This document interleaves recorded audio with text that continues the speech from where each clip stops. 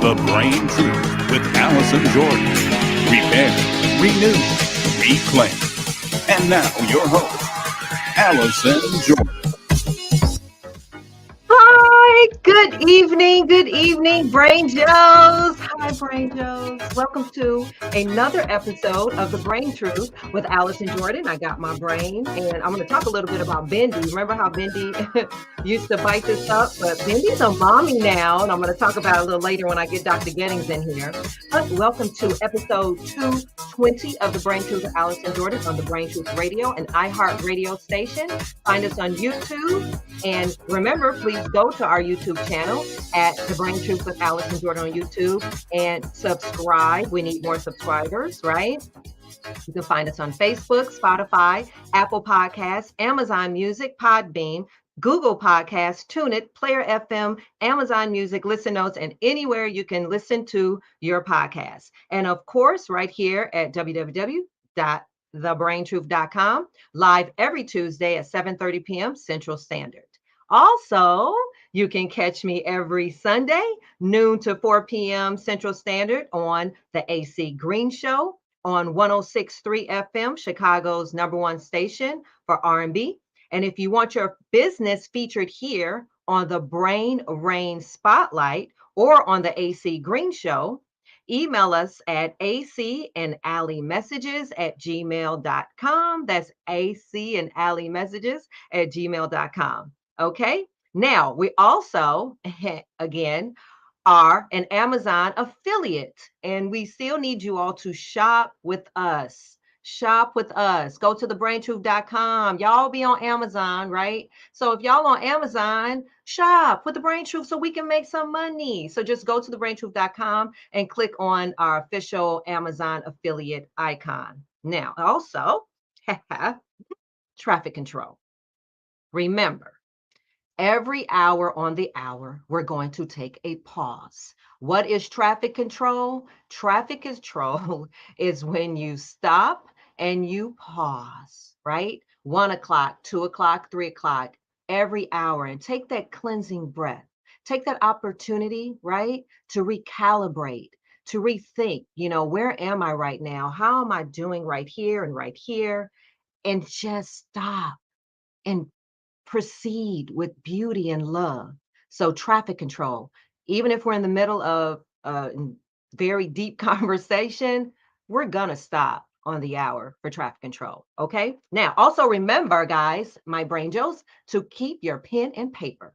You got to keep that pen and paper because I don't want to have to explain stuff. Y'all be calling me after the show or emailing me or texting me. What did you say? What was that number? So screenshot and then write down, because we always provide a lot of incredible information every week. So get your pen and paper out. Okay.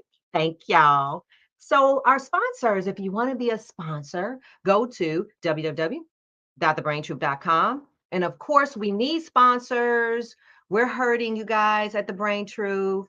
We need sponsors. So please, if you have it in your heart or you know someone who wants to sponsor the work that we do here, please go to our website and click the sponsor tab, or you can always Cash App us at # The Brain Truth. That's Cash App, # The Brain Truth. There we go. Okay. Let's start with our Brain Buzz breaking news.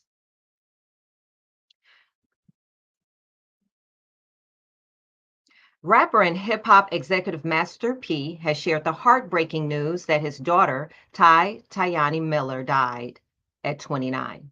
The music mogul, whose real name is Percy Miller, wrote in an Instagram post on Monday that his family is dealing with an overwhelming grief over the loss of his daughter. We respectfully request some privacy so that our family can grieve, he wrote. We appreciate all of the prayers, love, and support. Mental illness and substance abuse is the real issue that we can't be afraid to talk about. With God, we will get through this. #myangel. Bridgerton star Ruby Barker has posted a revealing video message to fans on social media, explaining that she is currently in a psychiatric hospital dealing with mental struggles. Fans have rushed to support Barker on social media after the actress who plays Marina Thompson on the hit Netflix period drama captioned the post, Mental Health Week is every week for me. Off my chest, I feel like I've not been completely honest, so this is for my followers. Time to be transparent. I've been struggling since Bridgerton. This is the truth. Thank you all for supporting me. Your love holds me up. Hashtag mental health awareness. And so far, 10 US states are allowing student mental health days. I said that student mental health days. Historically, most schools haven't recognized mental health as a legitimate reason to miss classes, but this position is slowly changing as more and more children are struggling with psychological issues that are impacting their ability to show up to school as their best selves in the same way as physical illness would. And that's today's Brain Bus breaking news. Let's get to the brain bit. As you know, laughter is our best medicine. So every week we start with the brain bit so we can get our little laughter on. Okay, so here we go. Here we go. Why did the brain go running? Why did the brain go running? Do do do do do do do do do do do do do. It wanted to jog its memory. Get it? Oh, well. Okay. I guess that wasn't too funny. That was from Lisa Wells from Oak Park, Chicago. What happened to my laughter? If you want to send in a brain bit, we really need some funnier ones. Send it to us on Facebook or Instagram at The Brain Truth.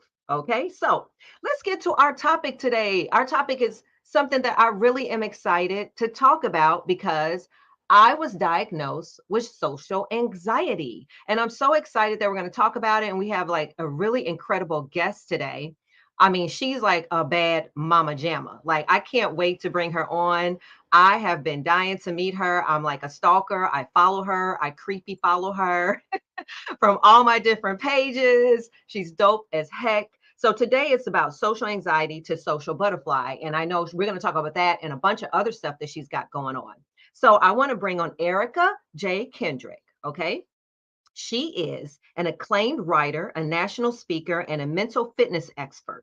She earned a psychology degree from Stanford University and MBA from the University of Illinois Chicago. She's smart, y'all. Erica was an NBA cheerleader for the Chicago Bulls before writing her novel. I have a girlfriend who is what's her name? Kim Keller. I wonder if she knows Kim Keller, Tyler Keller. I know she changed her name. Erica also, Confessions of a Rookie Cheerleader from Random House. She also is one of her novels. And she is currently touring her debut middle grade novel, Squad Goals. I saw that with Little Brown Books for young readers. The spinoff Cookie Monsters is set for a summer 2022 release. I guess it's going to be released now. We got to get into that. After battling her brain pain, Erica founded Mental Fitness for Life, where she launched her latest mental fitness book tour. Who Moved My Happy? That's the bomb. While talking to audiences of all backgrounds and ages, Erica shares her story of brain pain and inspires hope by creating safe spaces for life saving lives. She has presented and guest lectured at colleges and universities, as well as the U.S. Army and U.S. Air Force, national sororities, fraternities, middle and high schools, conferences, retreats, and national organizations, large and small. Erica has toured with the American Foundation for Suicide Prevention and is a speaker with the National Alliance on Mental Illness. I'm on the board of that, where she has been inducted into their Hall of Fame. Erica is a recipient of several Who's Who honors, a Rising Icon honor, and several awards of excellence. Erica has taken the stage for TEDx, appeared on Good Morning America, the Third Hour GMA3, NBC News, CBS News, The Wendy Williams Experience, national television and radio segments. I told y'all she was bad. I got to take a break reading this. Oh, this bio is off the chain. Okay, and a host of other media outlets. She has been featured in several publications, including Page Six of the New York Post, the Huffington Post, the Chicago Tribune, and various other magazines and digital media. Come on in here, Erica. Hi, Erica. I am so honored to meet you. Oh my goodness. You are hilarious. I am here for all of that, Are you Allison. here? I'm here All for of you that. too, girl. I have been following you. I who moved my happy. And then you know what? When I read your bio and I saw brain pain, what a great way. I'm starting to use that, honey. I'm gonna start using that brain pain, That's right. because um there's a story when, I spent 19 days in a psychiatric hospital back in Mm-hmm. 2020. And I Mm-hmm. came out and I started telling my story everywhere, honey. I was no shame in my game. God That's right. assigned me, God used me, and I'm telling everybody.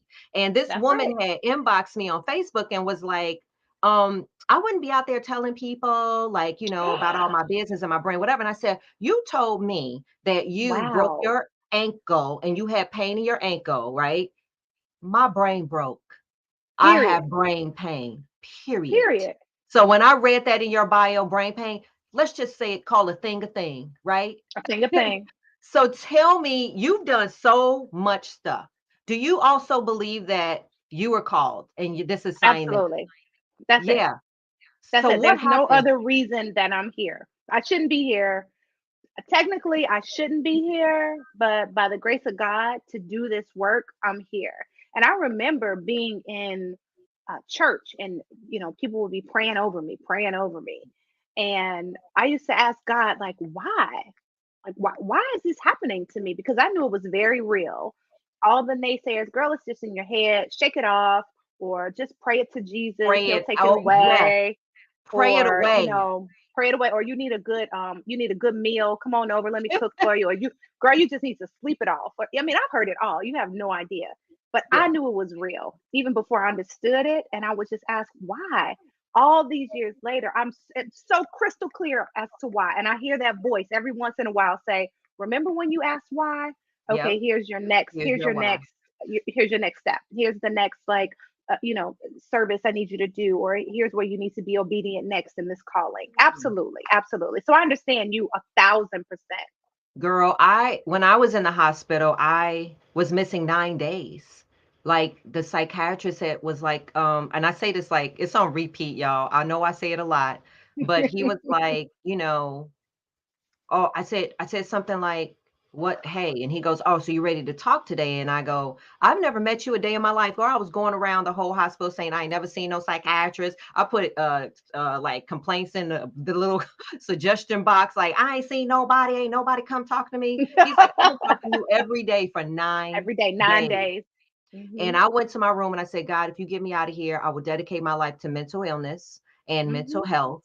And Hmm. I've been doing it ever since I came out of that hospital. And it's so Hmm. deep because once you're transparent, right, Hmm. to everybody in your family, and tell me if this Yep. happens to you, that, I have a mental illness, I'm diagnosed as this. Hey, do people almost kind of every time you're like doing something normal, like if you want to say something to somebody or give them a piece of your mind, not in a mean way, Hmm. it's like there Right, she right, goes, right, there's that. right, right, Is right. everything now because of your mental illness connected to it, even though we're on the other side? You understand what I'm saying? It's like, and Absolutely. girl, I went Yes. out to dinner with my Yes. family and they were talking to me. I'm sorry, I'm telling it like it is, but not my family, but somebody that was at the dinner, like, do you want to order something from the menu? I was like, I can understand English. I can hear. Uh, because we're in a room where we got the help, but Right. we're in a room with everybody else who didn't get it, honey, or Right. who's not coming clean with Right. it, or just Right. Right. didn't Right. navigate to where we are. So we're probably the best person in the room. Period. So do you find that because you're like on the big, I'm trying to get to the stage. I'm backstage waiting for you to bring me on your stage because you're out there. You're out there. And so is that it's a stigma within a stigma, almost like you're out there So doing this, and then everybody around you is sort of like, you know, So it was when I started. So yeah, now, so it's very interesting because I say to every audience I'm in front of, stigma stupid. Fight me. Fight me. right. Stigma is stupid. And you started out by saying something that I say everywhere. I write it in my workbooks, I say it on stages, I say it during interviews. And that's essentially that the brain is an organ. Like if your heart was messed up, you would Right. take heart medication. You'd go to the That heart part. specialist. Your heart is an organ. Okay, the same thing with your kidneys. You're going to dialysis. You're going to the kidney specialist. You're going to take care of that right away. And then to make it so much smaller so that everybody can understand, like if something happened to your tooth, like late night, you're getting an emergency appointment. You're gonna be in that dental chair the next morning. Okay, my brain just got sick. Like your heart can get sick, Exactly. your kidney can get sick. My brain got sick. So how is that something to be ashamed of, right? Like I understood how people would look at me, but I gave them the middle finger, to be very honest with you. Boom. And I was like, I got to get better because there's a calling on my life and I Yes. know it. I don't know what that looks like yet, but fast forward 15, 18, 20 years later, I'm very much walking in my God-driven purpose. That's So right. with stigma, it wasn't really an issue for me. And I know that I'm an anomaly. Like I don't profess to say that like everybody who comes out on the other side of this feels that way because some Right. people act like it never happened and to each his own. However, for me, the idea that other kids who are black, brown, whatever, come from my neighborhood, come from the south side of Chicago, whatever, went to my school, went to college, whatever, can look at me and say, oh my God, she's okay. Yep. So it can get greater later. And I right like now that. It where I can am, get it greater can later. get greater later. And right Yep. now it's perfectly okay for me to not be okay. Yes. What? I thought I was supposed to always be okay by Yes. way of being black or by way of being a woman or by way of being, from the hood and having to scramble to get out of that situation and make something of my like I have to always be no, you don't. It's perfectly okay to not be okay. So That's that's right. kind of been the realm within which I operate. And I don't let anything interfere with that. Like if you're not rocking with me, beat it. Like that's okay. I You're love taking that. up You ain't space. rocking with me. Beat it. That's right. I You see you, you're Ronnie. right.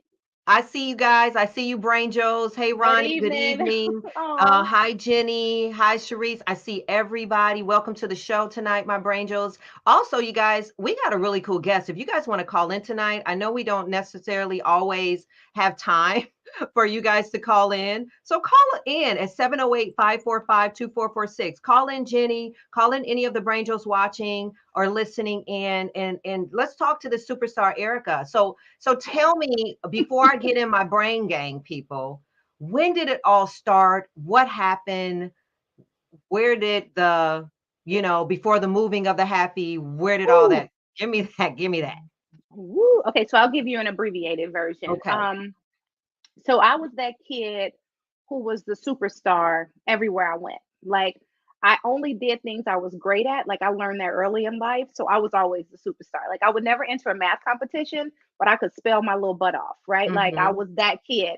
So I got straight A's. I was in all the activities. I was in dancing and drama. I had an agent. I was doing commercials. I was the Girl Scout cookie queen. I sold, more Scout cookies than any scout in the Okay. Chicagoland area, You're an right? Like I was overachiever. You show that up, you so know the like so assignment. like no, like my picture's in the book, like for overachiever, like me Okay. at the age of like 9, like that's that. All right, so fast forward to high school. Well, in the third grade, I jumped out of the classroom window, which was on the second floor, and when I Wait a had to minute. go to You the jumped principal, out the window. I jumped out the window in the third grade, Sister Joyce's second story classroom window. And I was in the principal's office and she was, what made you do that? Why would you do that? And all I would say is, I just wanted to go to recess. I was in detention. I wanted to go to recess. The truth is that I heard a voice in my head tell me to jump out To of the jump. window. Wow. A very sassy, very insistent voice telling me to do this. But I knew better than to share that because I knew what they did to people who talk like that, even at 8 years old, 8 or 9 years old. Fast forward to high school, I was experiencing significant depression. I was crying all the time. I couldn't get out of bed. I missed more days of school than any student in the entire school. For those of y'all who are in the Chicagoland area, I went to St. Ignatius College Prep. Well, I know St. Ignatius. Okay. I went to Mhm. Aquinas. Oh yeah, of Yeah. course. Same like Catholic Right. district, that little school, the school. So my freshman year, the staff and faculty named me freshman of the year. And like it was a big honor because I was a black girl from the hood, like getting this big honor in this elite prep school. My senior Okay. year, I was Right. senior class president. I was on the dance team and the cheer team, but I missed more days of school than anybody. Also, I would wake up in the morning crying, feeling helpless and hopeless. And my mom would say to me, instead of saying like it's time for school, she'd say, "Are we going to school today?" Like that's how severe it had gotten with me not going to school because I felt this overwhelming like need to kill myself. Mm. Um, my freshman year at Stanford, I tried. I tried to drive my car off a cliff on So, top of okay, one of the wait mountains. 1 second. Hold on. So all this time from 8-year-old to high school, you never shared this with anybody, No. but the school was seeing you jumping out of windows and doing, and nobody ever said something's a little off when you talk to your family or how, so this Okay, where so all those, I'm old. So I'm old. Today that wouldn't happen. Today, well, I shouldn't even say that because I'm in girl, this yeah, school it's still gonna district and happen. You see, they are, yeah, only yeah, 10 yeah, out yeah, of the 50 yeah, states are even yeah. giving mental health days off. So it's gonna still I happen, had to honey. catch myself. I had to, no, you're right, Allison. I had to catch myself because they Let's, are that's why under we doing what resourced. we doing. Right, right. You know, you're absolutely right. They're under resourced. But some schools, because I'm also in a lot of elite districts, you know, Yeah, doing presentations and workshops, and these kids have life coaches at the age of 8. Okay, so it's a vast dichotomy between the demographics that we're talking about. right. So in my school, it was a long time ago, honey. And basically, What we basically, saying you dig it? What we saying right, you you know, you dig and did, right, jive you did, turkey? right, right. Okay, I get it. Everything, like my son, you say everything was in black and white, Ah, mama. Right. well, I remember. Well, anyway, so the truth is that they just said that I was because I was an A+ student, so they just said I wasn't challenged and I was Okay. bored. Now the gag is that my mom is a therapist, and so what she did is she put me in therapy at 8 Okay. to deal with my eccentric behavior, very Oh, eccentric. It was yeah. always Like I was put in a very special eccentric. classroom for those that Yeah. excelled because I See, I wasn't mean it. talking for years. Now, Mm. in certain parts of the country, that would get the attention that it needs. In other parts, Exactly. you'd still be put in that classroom, unfortunately. But I do want to caveat and say that we are making a lot of progress. I don't want it to look like it's all bleak all the time everywhere, and Right. that's just not the case. But anyway, Mm. so by the time I got to college, because I kept my head down, I was always in therapy, but I never shared That's that a I had long these journey. feelings I of mean, you're saying this very, really fast. That's a long yes, ASSS time to be yes, struggling, Miss yes, Erica. But go on. quietly, We're in quietly. college, Quietly, not quietly. saying anything to Woo! anyone about my stuff. Wow.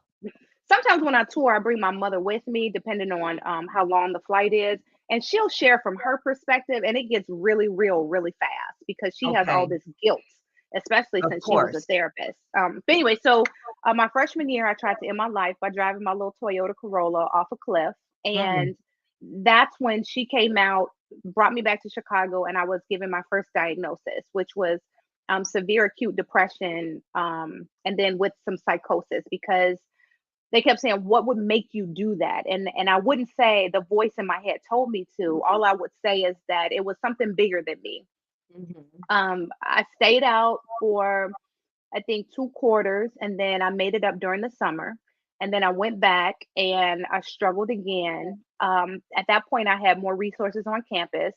However, I had to stop out every winter quarter. They said I had seasonal affective disorder, and I was like, "No, not really. I feel this way all the time, but we'll Okay. we'll ride with that." Every season. So Wow. every season Mm. is hard AF. But every summer I would go to Loyola or DePaul and make up what I missed out so I could graduate on time. I graduated with my class, but at 24, I walked into a gunfight on 93rd and Cottage outside of the liquor store and tried to end my life again. This time they diagnosed By me with, getting inside the gunfight and mhm, hopefully you'll get mhm. shot. I did. I did get shot. I got shot in the back of my thigh. I have bullet wounds just a few inches away from a major artery. They said that could have been, life ending. And I was laying in the hospital bed like, damn, But my mom and dad were like, "Oh, thank God, thank you so." And I was just like, Like, dang, I keep um, messing up. right, right, right, right. Right. Not The understanding that there's a overachiever, calling. the Right, right, right, overachiever. right. Like, why I can't I mean, do you this? don't Right. fail. That's when you know that's an assignment, baby. It's an assignment. That's it. It's an assignment. Mm. So I was diagnosed with bipolar disorder then, and then I was shortly thereafter in a Jewel by South Commons where I was living at the time, and I used to smoke a lot of weed way before it was legal to cope, and that numbing, that escape, actually allowed me to feel normal. When all the Wow. signs and symptoms of being high, I didn't have those. Those were my normal experiences, like extreme paranoia. I was always paranoid. I always thought people were trying to kill me. or like the munchies, or like I never had an appetite. I couldn't eat unless I was smoking. I couldn't sleep ever. I never slept. I'd be up all the time. And then when I would smoke, I could get a couple of hours of sleep. And so they gave me all these drugs to combat my psych issues, but none of them helped for me. The side effects were way worse than I already Right. felt. So I self-medicated with a lot of alcohol and a lot of marijuana. And so as a result, one day I was in the Jewel, and my munchies of choice was cereal. So I was walking down the cereal aisle talking to my homies like, "What's up, Count Chocula? Hey, Okay. Tony the Tiger. What up, Trix Rabbit?" And so, as Okay. corny as that is, they morphed off the cereal boxes and swarmed around my head talking to each other, and then they turned and they all started talking to me. Mhm. And I had my first panic anxiety attack in the middle of the cereal aisle. And I was forced at that point to explain what was going on with me. And so then I Yeah. was diagnosed with psychosis, which they thought could be early onset schizophrenia. Fast forward, it wasn't. It was just a lot of like I couldn't function without marijuana. And so Yeah. um, that was my truth, and it took a lot of years to accept it for what it was. I attempted to end my life again, but then I went back into the psych ward under suicide watch, and I told the psychiatrist, I was like, "You'll never see me again. Like Mm. this is Oh, that I just point got for me." chills. Oh, I just got chills when you said that. And I meant it Oh, too. I meant it, and I spent about 12 years figuring out how to fit the circle of me into the square of life, because I yes. wasn't like anyone else I knew. And it was a Yeah. long journey, but I had to do a lot of it alone because the medication never worked for me. So I could never Mm. get balance to then start to cope and understand. And I was scrambling to survive. And then I like to say, at this stage of my life where I am on medication and I am fully aware and I have a whole mental fitness plan that's delicious, now I'm thriving and not struggling to Yes. survive. What girl? Oh, I got chills when you said you'll never did he ever so you never that was it. You never went back?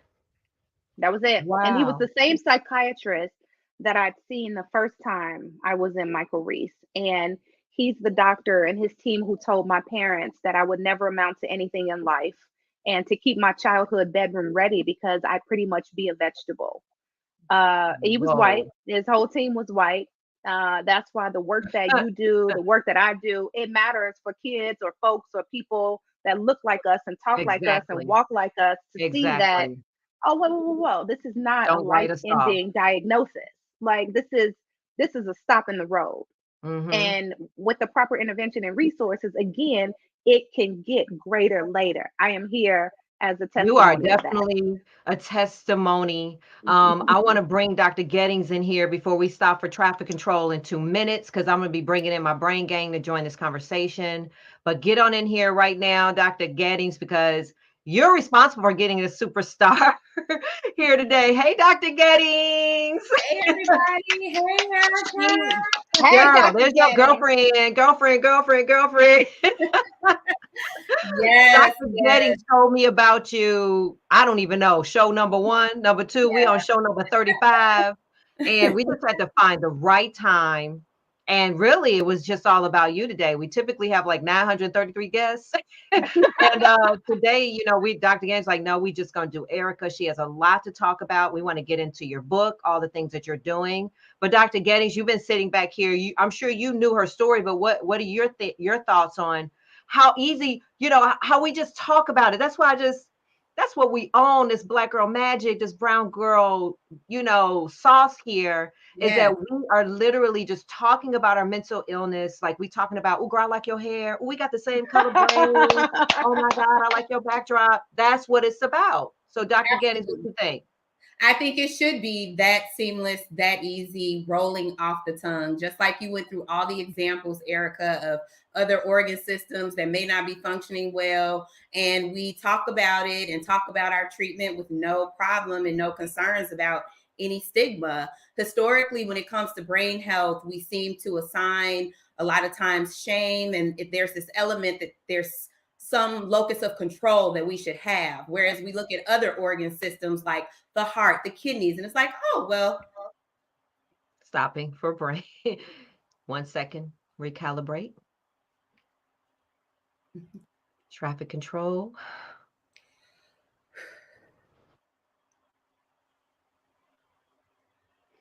Okay. You do that every hour, it becomes a habit. I love Yes. it. All right, let's go. Yes. So it's so important for us to understand that we are multi-systemic beings and all of our systems work together. So whether we're talking about the cardiovascular system, your pulmonary system, your central nervous system, when it comes to the brain, we kind of get fuzzy. And when you start saying things like, oh, let me cook you a good meal, girl, just go to bed. You don't say that to someone having a heart arrhythmia. Right. You don't say Right. Exactly. okay. And so it's this historical notion that there are things in our central nervous system that are autonomic, and then there are things that are within our control, which is true, which is why it's such a unique system.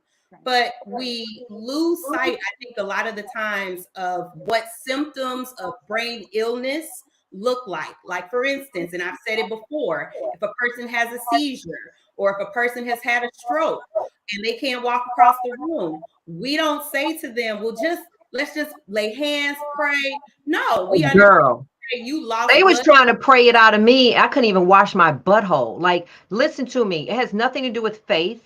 It has nothing to do with we don't have God in our hearts. Tell them, Dr. Gettings, I mean, I what's going feel like on? prayer always is going to have its role. We're not talking about not praying, but when you pray for someone who has had a stroke, do you also tell them to not take their Coumadin so that they don't have another clot? No, that's not what you do. You pray for them, you have faith in their healing, and then you utilize the tools that are available to you to promote that healing process. So the two work together, and you need to apply that same approach when it comes to brain health. The part that you said, which I think is so important when you talk about psychosis or hearing voices, and when people say that, it's so quick for us to assign that to some spiritual entity or what we like to call as evil. Well, let's just be real. When your brain is not functioning well, there are all types of stimuli and perceptual abnormalities that you can have. So there's a lack of knowledge about what a sick brain looks like. We may know that a brain that has had a stroke and you're paralyzed, that's a sign that your brain may not be working as well. But why don't we see it as the same way if someone says, I just heard a voice to tell me to jump out of this window? You know, and how many brain scans did you get? What full medical workup did you get?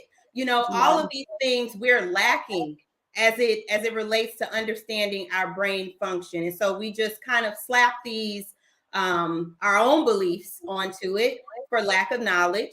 And a lot of times that's why we don't get better. Yeah. Yeah. So, Dr. Gettings, Move My Happy. What the heck? I want to know. Move My Happy. Where did that come from? Why? What is it? So, Who Moved My Happy is that was directed at me, right, Allison? Yeah. Or Dr. Getty? Me, okay. So Dr. Gettings, that's all she kept talking about. Was like, Move My Happy. She didn't move my happy. She didn't move my happy. She didn't move my happy. And then you got to go on there. And then you got to follow her. And I was like, and I was like, yes. So I want people to know about it because, you know, it's okay. It really it sort of captures everything in a movement. Definitely, Like, you know what I mean? Definitely. So Who Moved My Happy started out of necessity, to be honest. I was, you read it in my bio, I was a speaker for the American Foundation for Suicide Prevention. And so I'd done a California coast tour, all from San Francisco down to San Diego, everywhere in between. And it was for thousands of folks, and they were mostly white audiences. And I would post it on social because I was very proud of the work that I was doing. Again, there's no stigma for me, Right. And I wanted to share with folks that, hey, this thing is real. And, you know, here's some of my story. This is what I'm doing about it. And what I kept getting was from folks in Chicago, Black folks saying, yeah, that's cute and everything, but what about us? And I was like, well, what you mean? Then they was like, we're ready for this conversation too. And I was like, no, you're not. because I would love to do this work within the community. But when I came home and put a program together, I was wrong. People were ready. Now, not as many people as today. I've been Of doing this work course. for some years now, but there was an audience for me, and I was so happy to have been wrong in that moment. And so essentially I named it Who Moved My Happy. And I would give these free events for the community, and I would have panels of experts that look like us, and that's how I got to know Dr. Getting. Someone said, if you're going to do this work, you need to know this Black woman. She is fabulous. Okay. She's phenomenal. And I was like, That's when she had give that me afro too. everybody. She was bad. I mean, she was bad. I had my And set it off phrase then. she Oh, you had wasn't to set it playing. off She wasn't right. playing. She wasn't playing. When I met her, she walked in. She was fine. She was fit. She was fine. Okay. I was like, what? Like, we doing it like this now? Okay, it wasn't like Yes. that when I was suffering, right?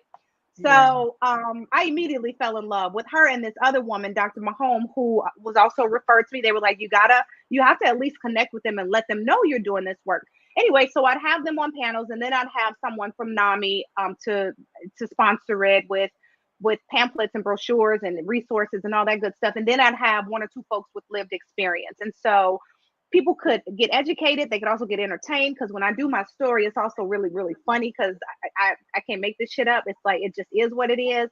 And so people were like, oh my God, now I have questions. So they got to ask the experts. And it was a phenomenal program. But then slowly but surely, I started getting booked for Black audiences, which was mind blowing. And so I was like, I'm going to have a little pamphlet I'll leave behind. And that turned into my Love it. workbook, which is clearly not a pamphlet, that sells out Right. everywhere and by the same name. And so it supplements the tour when I do things.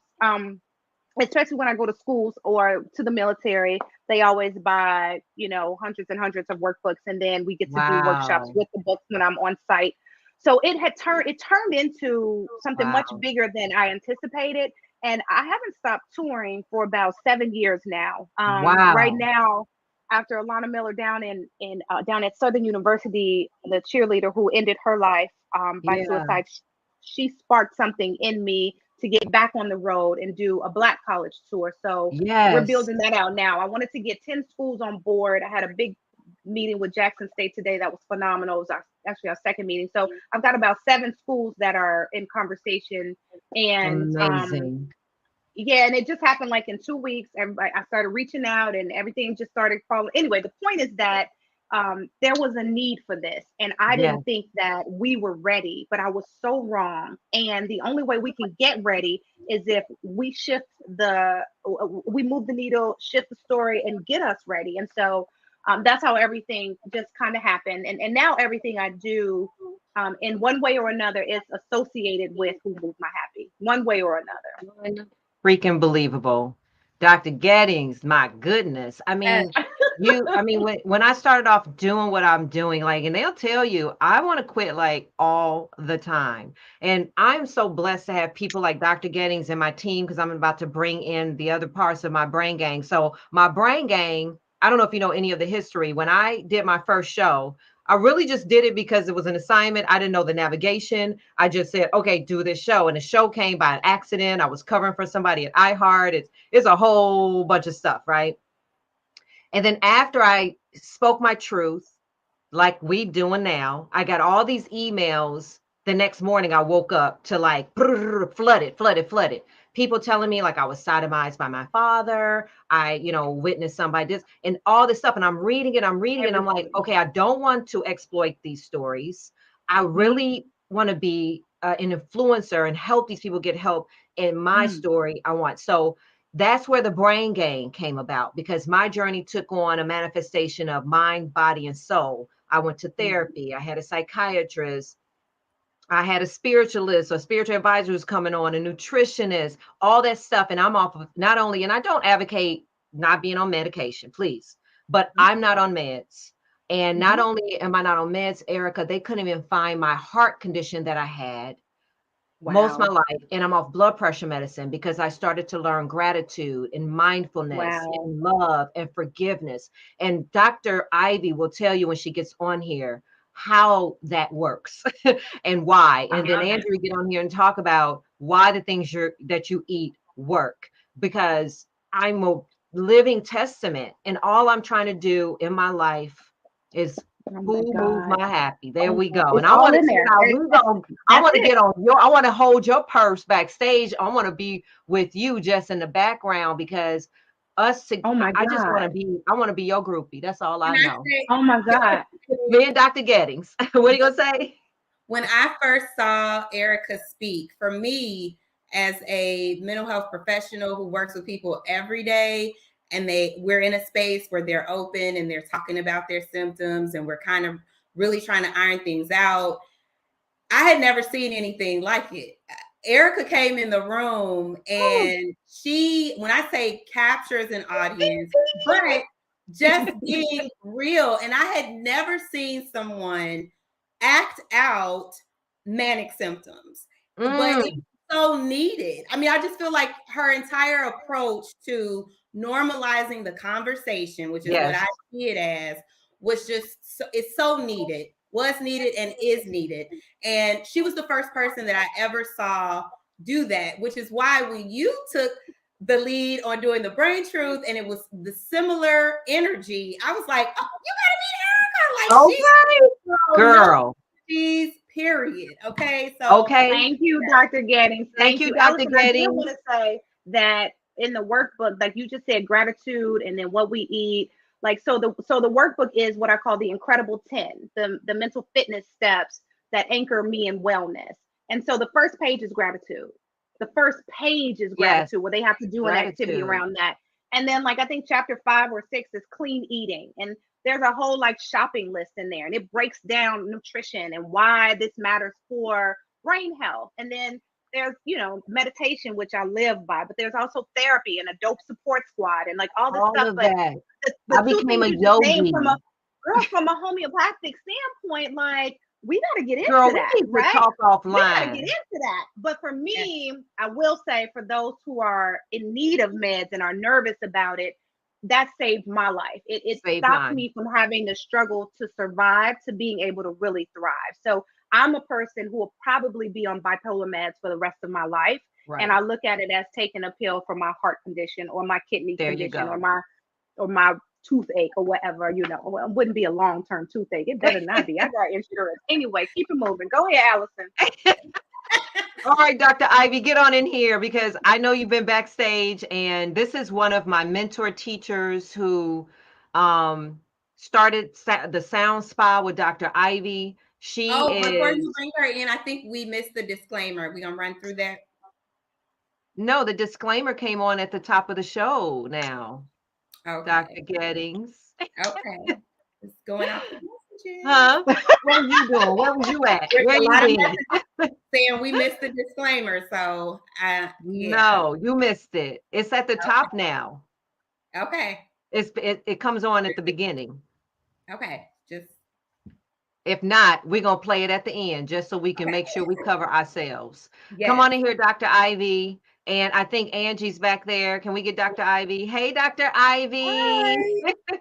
So this is my mentor teacher, my everything. What have you been listening? What do you think about this dynamic woman? And then we're going to, once we get Angie in, now that we got to know Erica, we want to talk about social anxiety for 20 good minutes, because I was diagnosed with social anxiety. I don't know, were you ever have that same diagnosis, Erica? And I think a lot of people are I hope my whole family's watching, everybody I know, because social anxiety, it's not because we're not outgoing and all that, but we'll get into that. But what do you think about this woman, Dr. Ivy? Honey. Well, I think she is fabulous.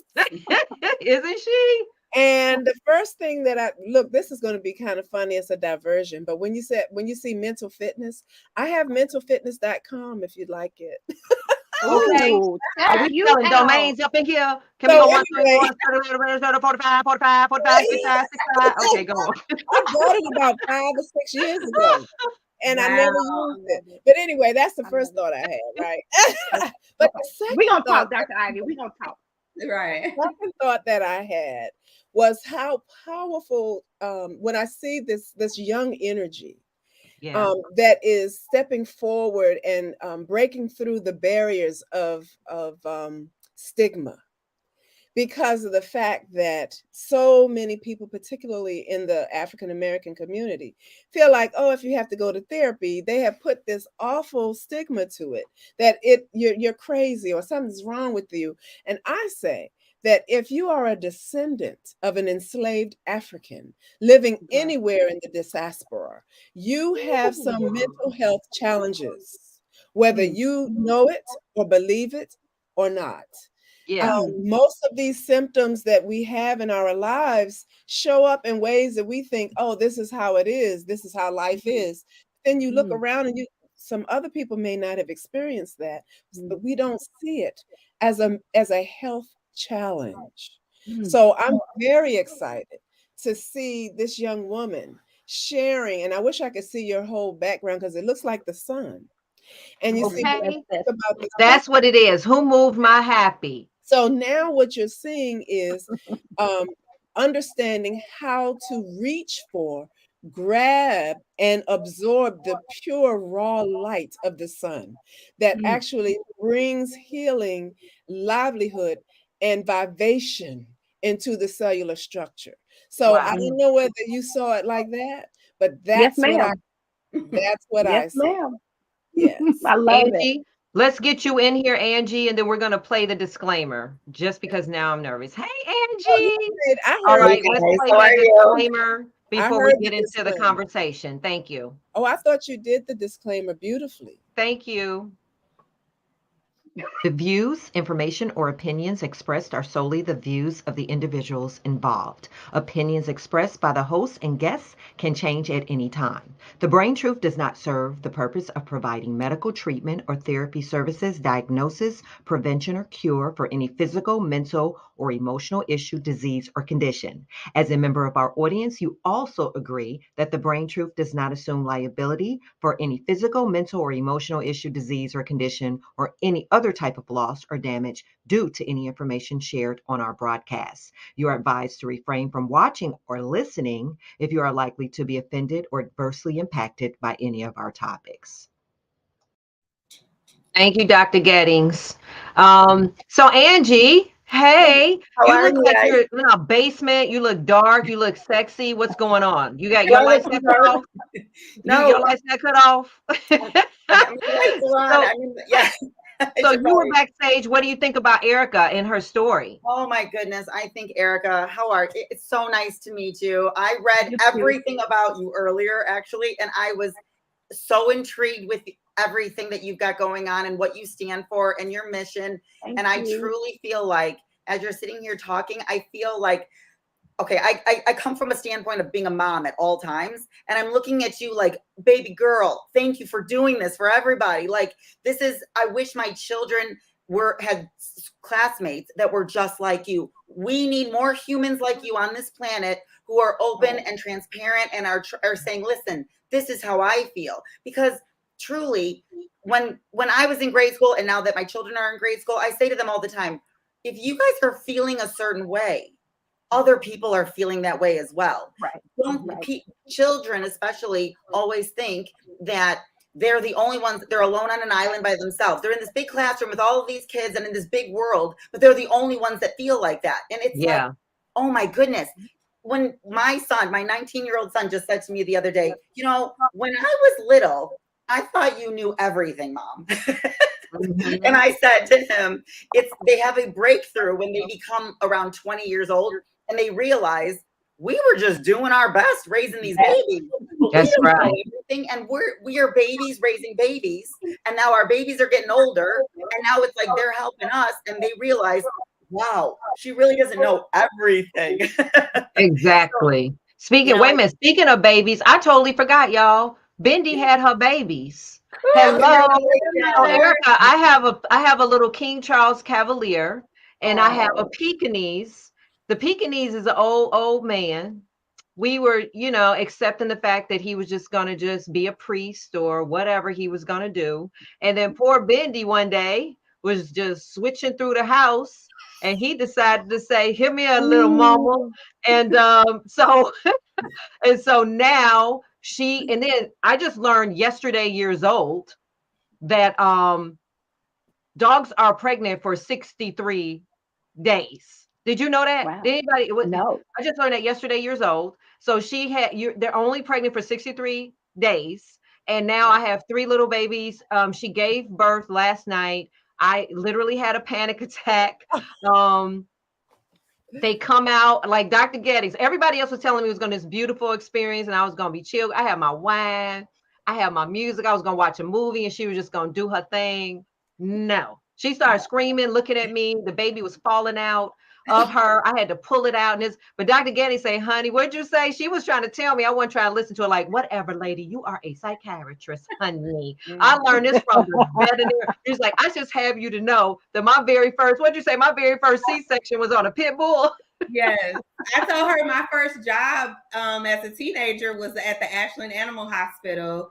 And we saw a pit bull who came in active labor, and one of the babies had obstructed the birth canal. So we had to do, or I witnessed a C-section on a pit bull. So I told her, I said, are you sure you're ready? You sure you prepared for everything? I wasn't ready. Yeah, I was driving around with her in the back with the baby with my friend screaming and hollering. I don't even know what I called my son to this day. He may need you, Dr. Geddes. You may have to process him.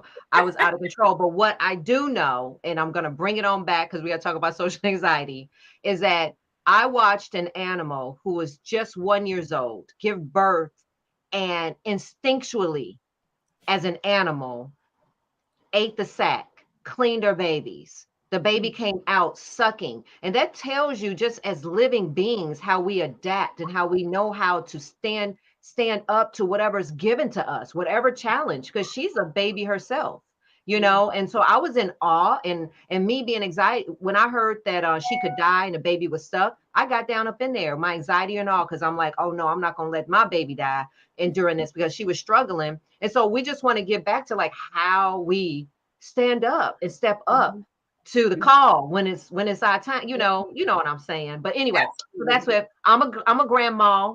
I got congratulations. If y'all want to buy a Piccalier, they're a designer dog, hit me up at thebraintruth.com. But anyway, social anxiety. Please, Dr. Gettys, what is social anxiety? What is it? Okay, so social anxiety disorder, okay, is a diagnosis that kind of falls under the umbrella of anxiety disorders. So there's generalized anxiety, we have PTSD, we have phobias. People who have social anxiety or social anxiety disorder oftentimes have a fear of being in certain social settings. And the two most common scenarios can be performing in a social setting and also social interaction. So a lot of times it's interesting, people will be surprised when a person, let's say, is a model or an actress or an athlete, right? And they can perform their butt off with no problem, but then they tell you that they have social anxiety. So when we look at how we interact with others and kind of what our brain perceives, a lot of it has to do with worrying about rejection, or as I've heard other clinicians refer to it as the fear of ego death in the case of performance, if people don't like your performance. I read somewhere that the two most common fears are the fear of dying and public speaking. So if you kind of look at those together, public speaking and being rejected by a large crowd, right, is a form of ego death and rejection. I, as a child psychiatrist, have worked with a ton of children and adults with social anxiety. It is one of the most commonly co-occurring conditions with depression and also alcohol abuse, because a lot of people who are socially anxious rely on those shots to get them comfortable so that they can interact. And so really, I didn't know that. Self-medicating with alcohol to relax you so that you can be more, capable. If you will, because see, I found I didn't do that. I just did avoidance. Okay, and a lot of people do that. When I would go to places and person with social anxiety, like when I was telling my family what I was diagnosed with, and they were like, no, you don't have no social anxiety, you this and that, now you talk a lot, you on stage, you do this. But I said, remember, like every time I was at your house or at a party, you'll always find me in the kitchen. You'll always find me cooking. I'm always doing something. I'm never engaged. I'm never like where everybody's sitting in a dining room and they're all drinking and talking. It's like too many people in there. And then I don't know what they're talking about. I don't want to engage because I might say something stupid, or whatever. Yeah. So Erica, do you find that happens to you, or what? Because you're the same. You're on stage. You're on a firecracker, this and that. When you say social anxiety, people are like, "Girl, bye." And All the that's what I want to time. talk about what it means. All the time. That is me to a T. That is me. And I'll do both. So the avoidance piece is me. So when I'm in situations where it's more intimate, not like a big gathering, like an event or something, I'm always where the kids are, right? Like I'm not in the kitchen with grandma, whoever cooking. I'm where the kids are. Wherever the kids are, you can find me. And I am so comfortable and so at ease, which is why I started writing kids' books, because touring, that way I don't have to talk to adult women. I'm talking to kids. And I wrote my favorite age is the age of the main character, because I knew that I would be in front of that age group mostly. And I'm so at home and at ease like that. So there is the avoidance with me, but the self-medicating, oh my God. Wow. I went to rehab in my 20s, well, twice for smoking weed, but I would go to AA meetings in my 20s because I needed to understand, why is it that when I'm in social settings, I'm Mhm. wasted. Like what it and I keep Mm, going, and until I feel like this numbness where I'm like, whew, okay, now I can go talk to whomever. And then I was making an ass of myself. And so I wanted to understand. So AA was like, chick, this is your problem. And then I was officially, they told me it was, whatever. But later I was officially diagnosed with it, and nobody believes it because I get on stage in front of thousands and do my thing, have the audience in tears or cracking up laughing or somewhere in the middle of right. that. And it's not an issue. Even the Q&A, I rock the Q&As. We have the best time. But when it's over, Right. and Yeah. then there's like 100 people in line to talk to me or hug me, Boom. I get my handlers know. Like my handlers know, oh, she's got to go, let her take a break and Yes. get something to drink. She's been on stage for 2 hours. Or, oh, let her go, grab something to eat. She'll be back out in 5 minutes. And then I go and I literally do all of my anxiety exercises to kind of like bring me Ground down. And then yourself. you were talking about your baby. Like I have a service animal, Isabella Sunshine. She's in the other room. She's a Oh, I 4-year-old want to see Maltese. her later.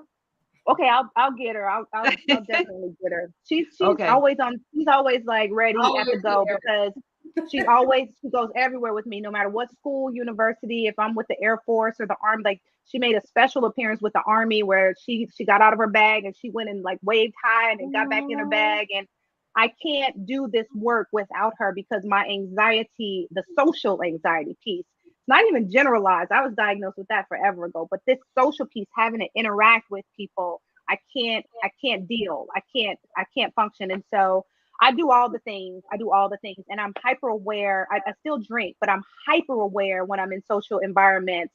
All right, so today we're gonna do this. We're gonna do club soda and lime. And then when we leave, we'll go have a beer and we can right. cut it off, because I'm not in that situation where I'm having to self-soothe in whatever capacity. So that's me all day long. And when I tell people, nobody believes me, but I already told you, Allison, I don't give a shit what people think. This is I what it is. I'm telling you to want help to get to you. that If it makes level. sense, great. If it I'm doesn't, getting keep there. moving. That's in Yeah. my Oh, therapy, girl, not giving a you'll get there. A crap. Sorry, but you'll that get there. social anxiety is real, and people don't, people. I just remember like they'll invite me to a party or a picnic, like, well, don't invite Allison, she ain't gonna come, or this and that and that, and or we was gonna invite you, but and there's no empathy, there's no understanding, and it's like if somebody had I had a broken leg and I couldn't come, like, oh, that's right, you're on the crutches, honey, this and that, or if I'm blind, I need somebody to help drive me. Oh, you can't drive? Oh, okay, I'll come get you. And that's the part that hurts, is that this is real, and like what we're experiencing is real. And so if we're telling you something like, help us, like, tell me, Allison, it's going to be okay. What do you need? How will Mm, we get you here? And wow. so I think it's important that we talk about this and break it down. I love Erica, this Lakeisha. I need to get to that level where people don't care. Girl, we all do. She said with such assuredness, like she needs to actually like what's that domain? She need to have that domain. I don't give a f.com, honey. That'd be another like little tab on her website, and then she can Dr. do a Ivy, work, do you do have a that domain? workbook on how we cannot give up. Line, da, da, da, da. No. I see you. So Angie, you want to say something? Yeah, you know what? Actually, sorry, because I didn't want to interrupt you. But as I'm listening, Allison, you and I were having a conversation the other day, and it kind of goes along with what Erica is saying. Erica now has tools in her toolbox. She Yes. knows how to calm her anxiety down. She knows what she needs to do. Like she was just saying, she prepares before she goes to a social gathering, and most importantly, she doesn't care what other people think. But Right. truly, and that is the most genius, brilliant statement and state of mind that any human can be in, because humans care too much about what other people think. Other people don't have to walk in our shoes. Other people are not walking in our shoes. Other people shouldn't be judging other people first and foremost, right? They can't help it though. They cannot help it because Help it.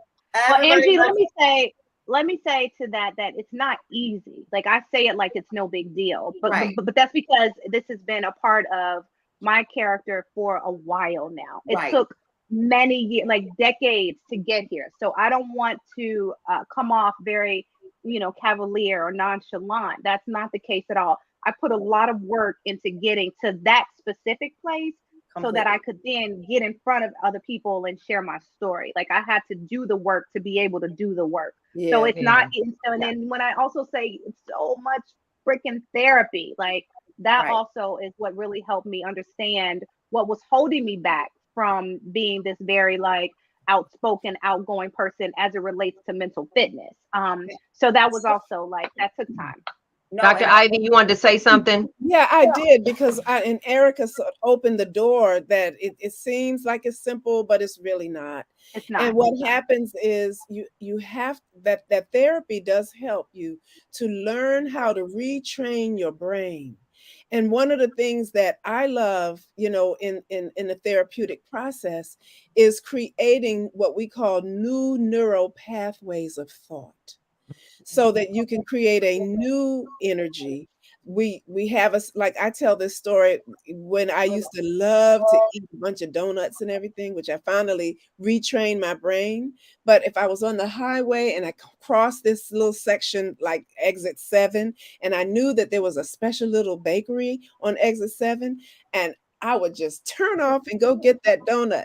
But then I had to practice retraining my brain to have a different response to that emotion. Yeah. And it takes time to do that. Time. You can do it on your own. It's easier to do it, with a clinician or a professional that knows how to help you do that. But it's not easy, like you said. Not easy. I don't want anybody out there thinking, I haven't really worked with you, Dr. Ivy, on my social anxiety, or Dr. Gay. I've not even addressed that in therapy. What do we do for social? I mean, we got to go out. We got to be in the world. You don't want to self-medicate. What Dr. Gettings, I just thought about that. Wait a minute. Hold on. What are you diagnosed with, Erica? What are all your diagnoses? Are you going to share that with me? Should I get a pen? I don't know if she wants to do that or not, but you might.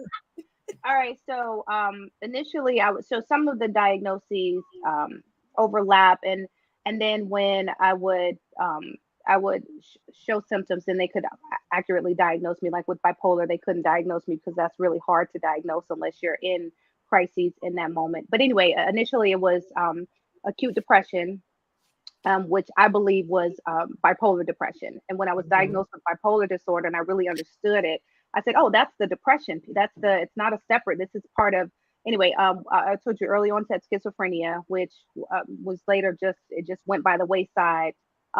Psychosis was very real for me.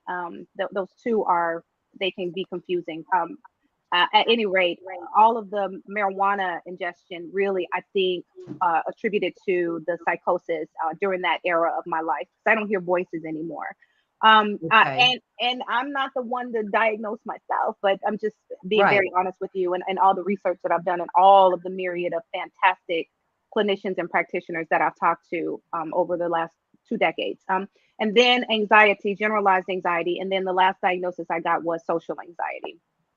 So And that was Dr. about Gettings, 7 years ago. that's a lot. Or is that normal, or is that kind of intercross? And then how do we address Because if you can do something with one of them, does it overlap to helping the? I mean, can they all like? Is there something that can help all of it? I don't know.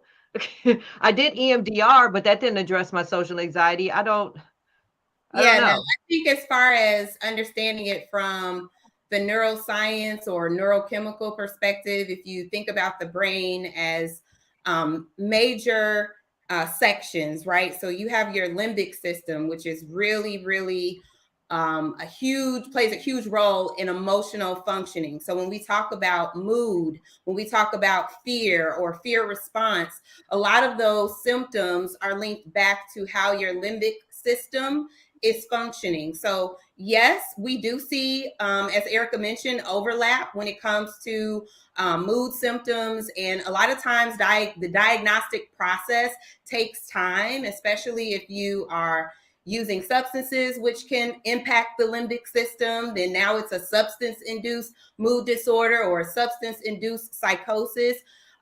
When you look at it from a neurochemical perspective, we know that there are neurochemicals like serotonin and dopamine that play a role that can cause many different symptoms, but you still have a deficiency, in one neurotransmitter. So some of the medications that we use to treat depression are also used to treat anxiety disorders, because a lot of the research and literature shows that people that struggle with depression and anxiety are struggling with serotonin levels, amongst other things. What I will say as far as the therapy, which I've seen work, and it's amazing when it works. And you mentioned it earlier, Allison, you said, I don't use alcohol, I just avoid, right? So you've got the one person who may say, well, I'm going to just have a drink and maybe that'll calm my nerves, but I'm going to make it to this function, versus I'm just not going. And what I was always taught when I first started learning the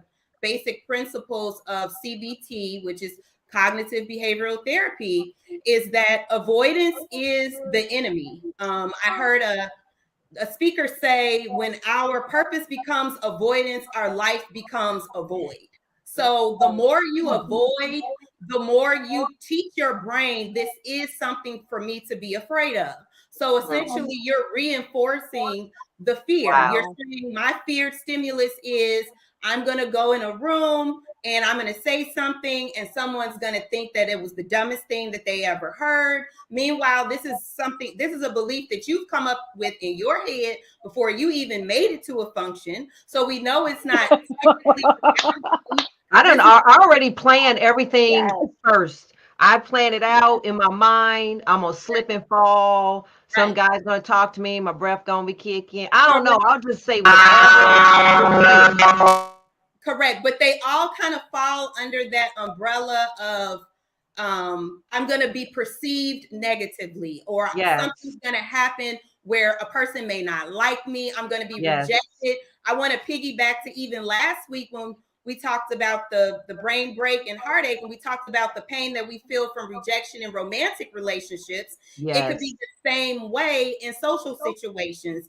And I do believe to some extent we are hardwired to prevent those types of experiences.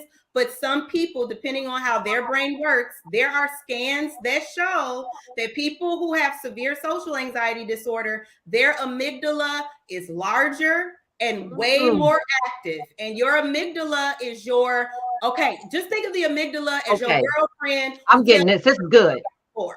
I said, this is good. I'm sorry. Yeah. I'll be forgetting I'm doing a show. I'm like, think about your amygdala as the part of your brain that recognizes potential danger.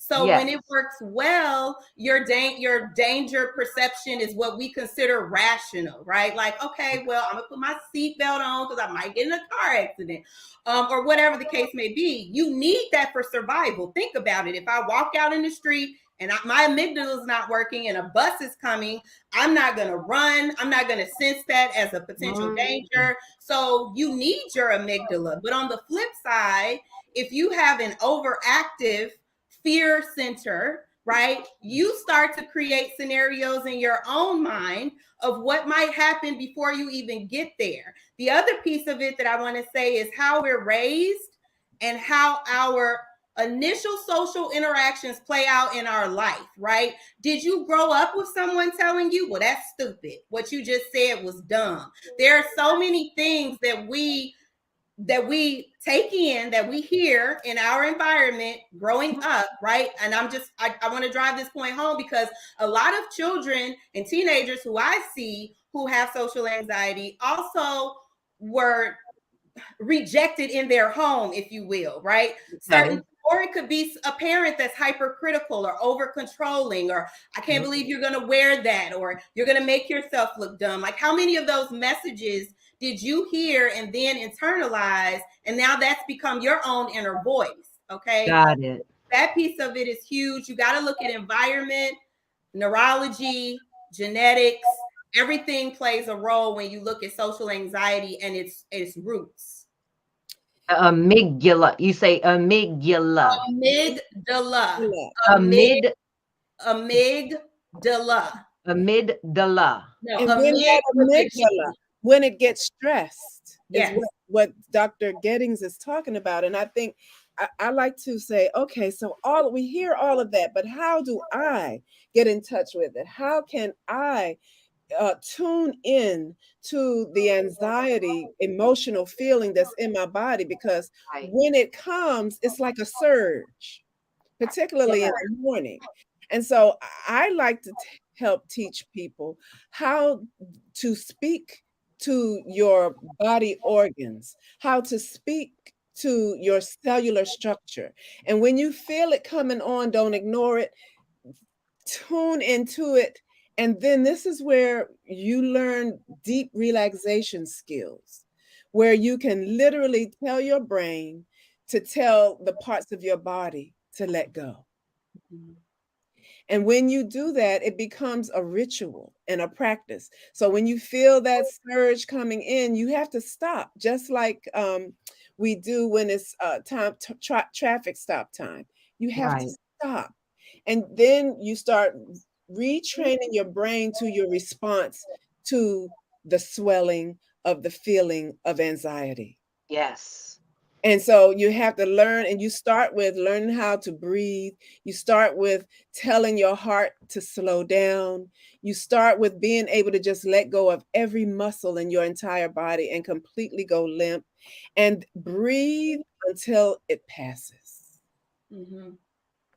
And I'm gonna try. I mean, I get an invite. I'll go in my inbox right now, and somebody invited me to speak somewhere, or somebody wants me to be on a panel, and I just reading the email, I'm already like, no, I can't make it. I'm on, and I really got to stop. You guys know I don't even go out. Like, you guys been trying to get me to go out. My therapist told me she's gonna pick me up. I've got to leave the house, so I need to really make that a priority to work on my social anxiety. Because, can I speak to something too? Because just what Dr. Ivy said when she gave the analogy about the donut, she didn't say that she stopped getting in her car and going wherever she was going to avoid getting off and getting the donut.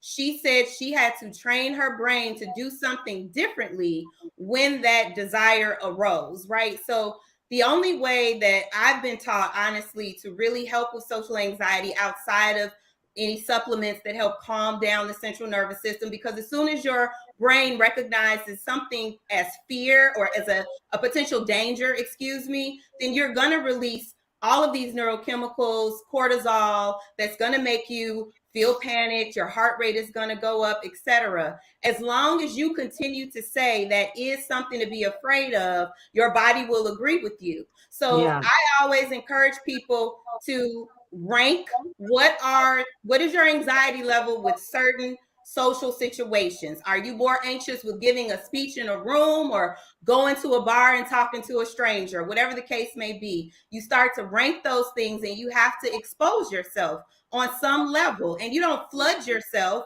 with the most feared thing.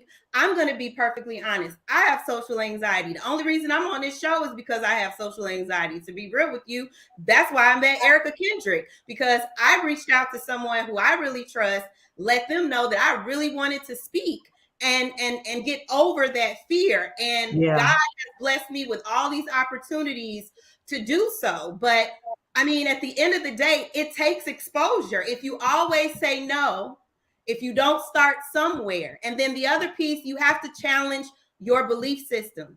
Why do you believe that your breath gonna stink when you go outside? You one of the most clean people I know, Allison. So where's the evidence? Where's the evidence that your breath is gonna stink? Yeah. You know what I mean? Or that you're gonna say something stupid. Like, you have to challenge those thoughts in the moment and recognize that that is coming from somewhere, and really try to figure out, why is that your narrative in your head? Why is that what you believe is going to happen when you go outside? Me, it was, I'm going to say something stupid. If you're standing up, and that's a common, negative thought in that situation. I'm going to say something dumb. The audience is going to be like, oh my God, I can't believe she just said that. I thought she was a doctor. I thought she knew what she was talking about. And Right. so now humiliation, shame, and all the rest. Okay. It's never happened, but I can't tell you how many times I was afraid. Isn't that? I remember when I asked you to sit in for me, And and I you told had you hell to the no. I know. I was like, wait a minute, excuse me. I was like, oh, I'm gonna take a break. Dr. Gettings is the bomb. She's gonna cover for me. And she went, my armpits are profusely sweating because you said that. I am in the bed with a headache. No, effing no. I was like, okay. Do you need to get processed? I'm sorry.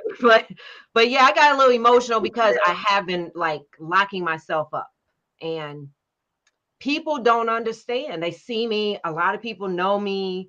And I started thinking back, when I produced I produced this festival, and the most important thing I would order is a trailer. Even though I'm producing one of the largest festivals in Chicago, everybody knows me. I had to have my trailer because I would sit in that trailer the whole 4 days over the weekend. And now looking back, in this space now of mental health and us analyzing and walking through it and navigating, I thought that was cool. And I'm good, everybody, y'all. And call me on my headphones or my walkie-talkie.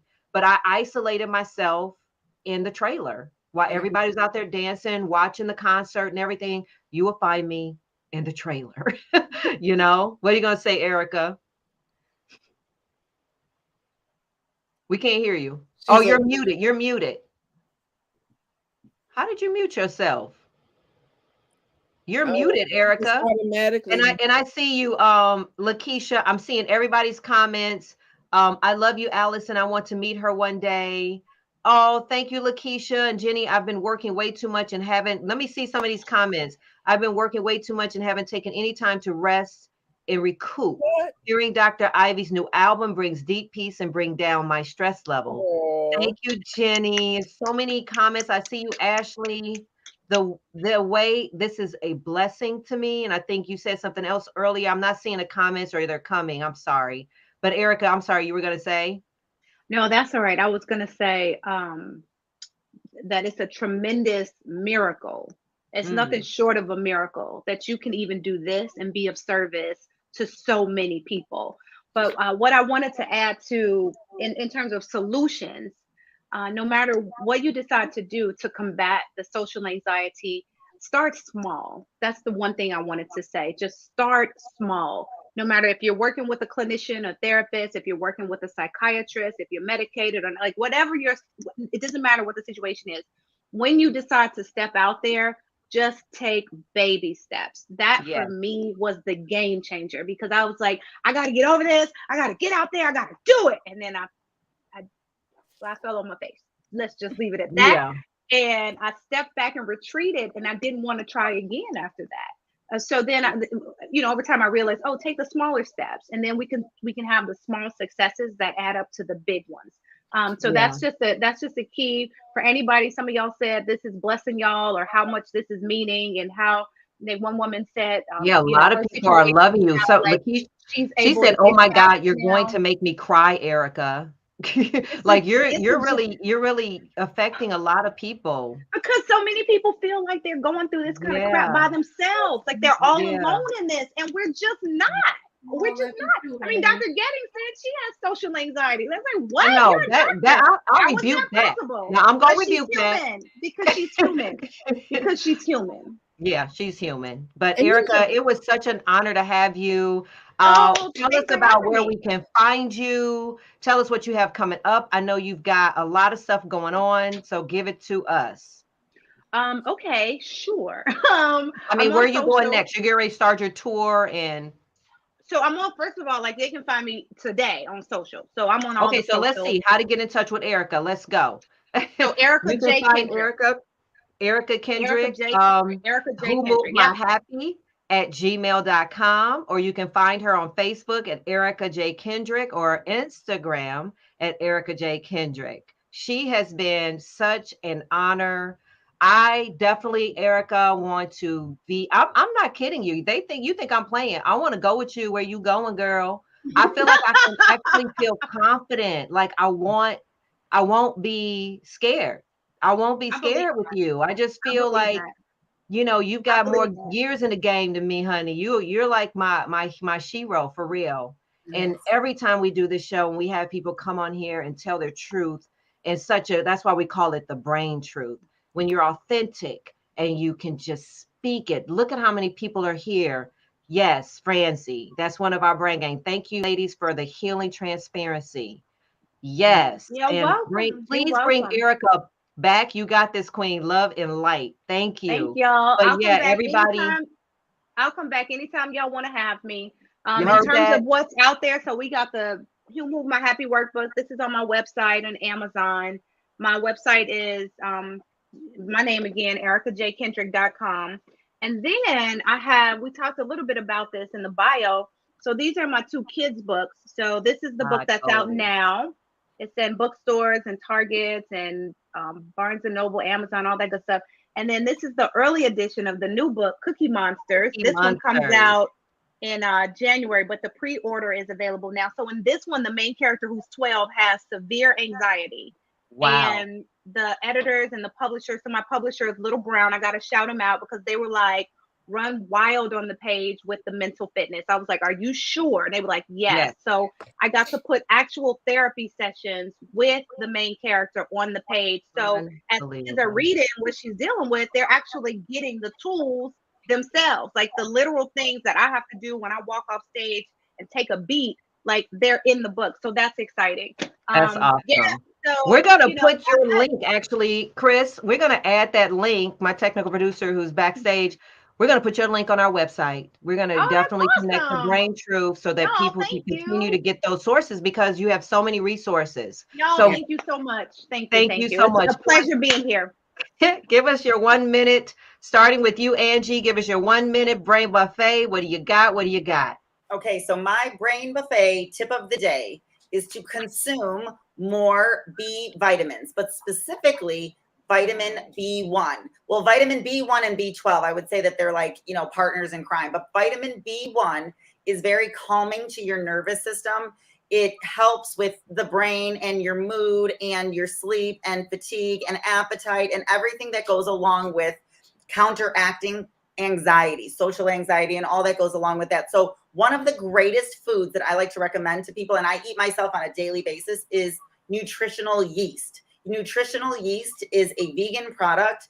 It tastes like cheese. It looks like cheese flakes. It's kind of different from, many people don't even know about it, but it is jam-packed with B It is vitamins. delicious. I put it on my popcorn to make it taste Yes, cheesy. yes. And they came out with nutritional yeast that tastes like cheddar cheese Yes. and apple cider vinegar and Yep. dill.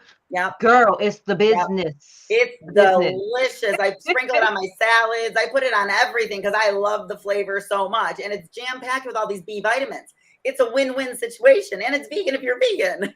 There you go. Dr. Gettings, give us your brain biology for the day. Well, just to recap, when we're talking about anxiety, remember your limbic system, but specifically the structure in your brain that's known as the amygdala. That's AMYGDYLA. I invite our audience to read about it, learn about it. It serves so many great purposes, but for some of us, it can cause more anxiety than there is due. So educate yourself about your brain function and your brain structures. Dr. Ivy, what do you got for our brain balance? So the brain balance that comes today is about meditation. It is about transcendental meditation. It is about sonic meditation. It's about finding your center, being still, breathing, and spending at least 15 minutes a day, whether it's 3 minutes in the morning, afternoon, and evening, or all at once. Do the time to allow your brain to rest with meditation, and also supplements like the cortisol manager that helps to maintain and normalize and balance cortisol in the night. And I leave you with one last thing: love yourself just like Yes. I love you. I love you too. Love yourself. That is another episode. And guess what, everybody? That wraps up Mental Health Awareness Month. We're done. We're done. Yay! Thank you guys for another episode. Thank you guys for being here. So next week, tune in to The Brain Truth at 7:30 p.m. Central Standard here at thebraintruth.com or anywhere you find your podcasts. And we just want to say thank you to Erica. Erica, you are a joy. You were an amazing guest. Dr. Getting, she had it right. You knew the assignment. And I was just I'm very humbled. I got a little teary-eyed because it's like, that's the place that I'm going. That's the place that we're going. She's out there doing this work. And I'm just humbled to stand before people that are out here walking the same walk, because there's enough room for all of us to exist. And the more of us that come forward, I've seen a lot of people like Franzi and other Brain Gang and all you people making those comments and being transparent along with us, the Brangels. Join us in this movement. Let us know how we're doing. If you ever want to be a guest on the show, you have an idea, go to thebraintruth.com. We want to hear from you. We want you guys to continue this journey with us. Okay, so let's ready ourselves for the brain bliss.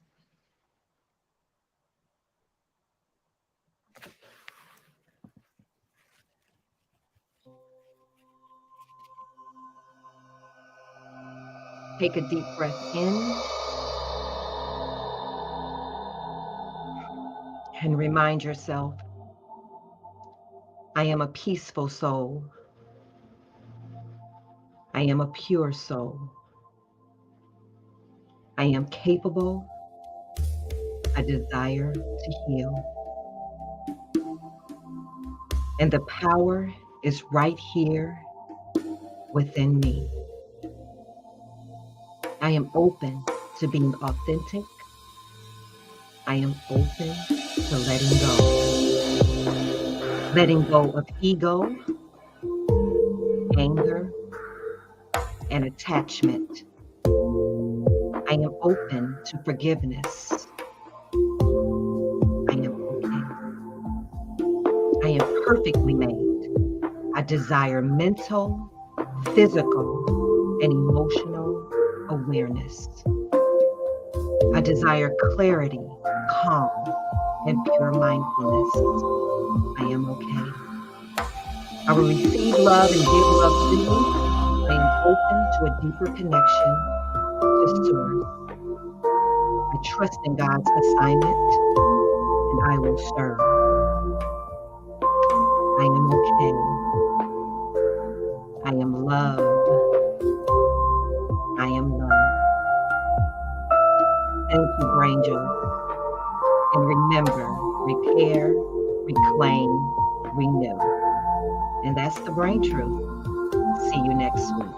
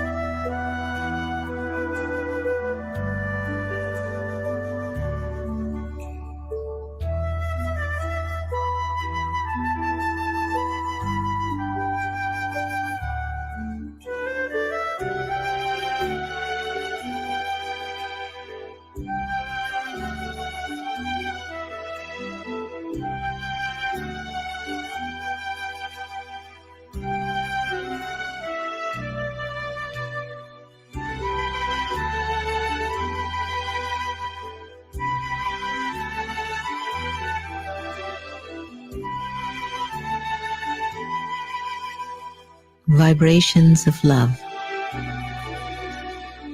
And some say love is a verb. But much deeper than that, love is a vibration.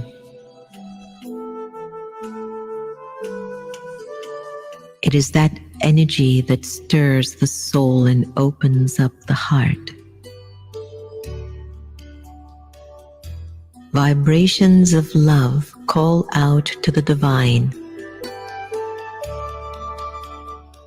that connects us with the beauty of life and the oneness of it all. I need not to say it with words, although it is always nice to hear. But greater still is to feel it. Vibrations of love lift me higher, and I fill the empty spaces within the soul. It is the divine in its purest essence. It is me at the height of my being. I am vibrations of love.